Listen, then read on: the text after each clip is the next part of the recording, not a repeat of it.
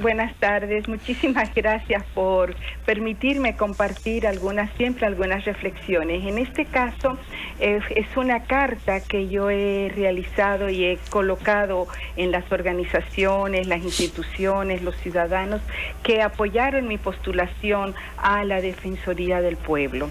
Y dado que ya se conformaron las ternas, he hecho un punto de vista sobre eso, en el sentido de que la conformación misma de las ternas, o de la terna mejor dicho, primero son solo hombres, pero segundo que no se conocen los criterios sobre los cuales se conformó esta terna, en el sentido de que hay dos de los candidatos que forman parte de partidos políticos o que han renunciado recientemente a su militancia partidaria para poder ser defensores del pueblo, cuando la ley es muy clara de que él o la defensora del pueblo no debe de tener militancia partidaria ni tener vínculos con partidos políticos.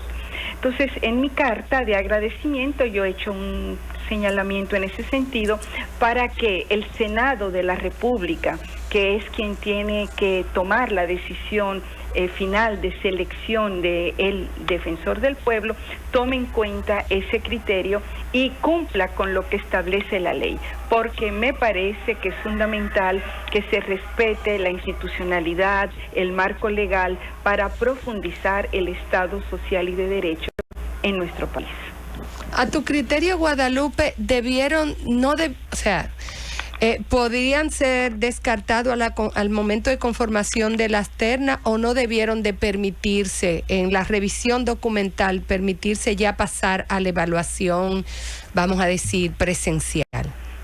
Ambas cosas, cuando una institución permite que se violente la ley, no se respeta a sí misma. En este caso, incluso sobre estos candidatos, la propia Cámara de Diputados hay uno de los postulantes al defensor del pueblo hizo un recurso de amparo en el sentido de que no debía justamente aceptarse que candidatos o postulantes que estuvieran vinculados a partidos políticos se aceptaran a su postulación. Esto es lo primero, y efectivamente no debió permitirse que pasaran hasta último momento y mucho menos incluirlos en la terna, porque eso violenta la ley simplemente.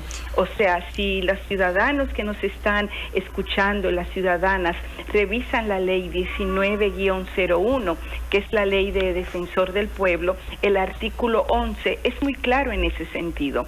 No se puede pertenecer a partido político ni tener vinculaciones, no para el futuro, sino para los que son postulantes a defensor del pueblo.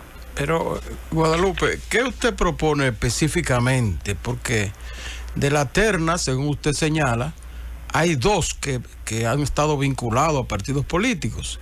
Entonces, ¿usted concretamente qué le propone al Senado? ¿Que devuelva a la Cámara de Diputados para hacer una nueva terna? ¿O que no, que cumpla la ley? ¿Pero en qué sentido? ¿A quién usted propone para que sea defensor del pueblo?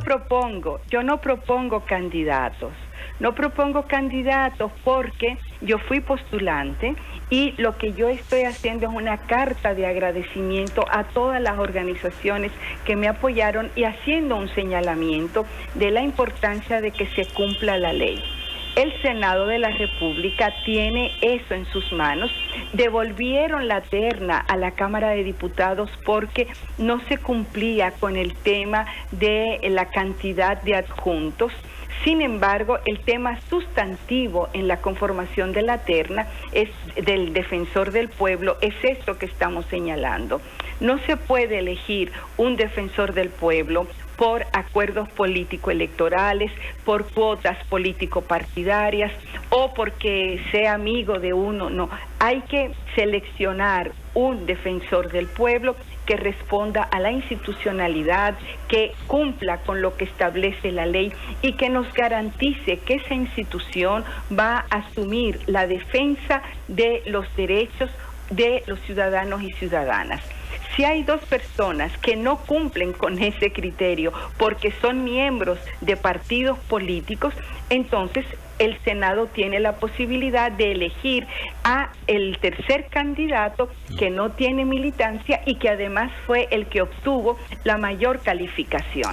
Que es Pablo Ulloa, o sea, yo Pablo comprendo Ulloa. su punto. Realmente aquellos dos tienen una presunción de violación a la ley o aspectos que riñen con la ley. No es una presunción, perdón, violan la ley. Porque si uno de esos dos candidatos es miembro en este momento de la dirección política de una organización, está violando la ley. Es cierto eso. Y si el otro renunció en septiembre para ser candidato a la Defensoría del Pueblo, también está violando la ley porque tiene vinculaciones partidarias muy cercanas. Entonces queda un tercero que no tiene militancia, que sacó las mejores notas y que tiene una propuesta. Entonces, para mí, lo que el Senado tiene que hacer es cumplir con la ley.